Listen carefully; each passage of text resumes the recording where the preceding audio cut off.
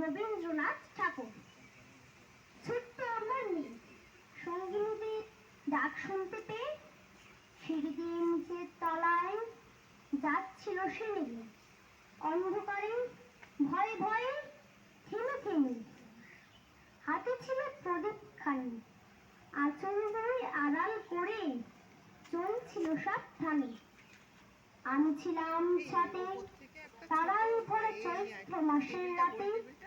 হঠাৎ কান্না শুনে উঠে দেখতে গেলেন ছুটে। সিঁড়ির মধ্যে যেতে যেতে প্রদীপ্ত দাস চিপে গেছে বাতাসেতে।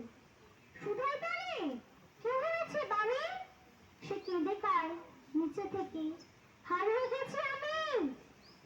তারাই ভরা চৈত্র মাসের রাতে ফিরে গিয়ে ছাতে মনে হলো আকাশ পানির চেয়ে চলে এসছে আমার বাড়ির মতোই যেন অমনি এক নেই।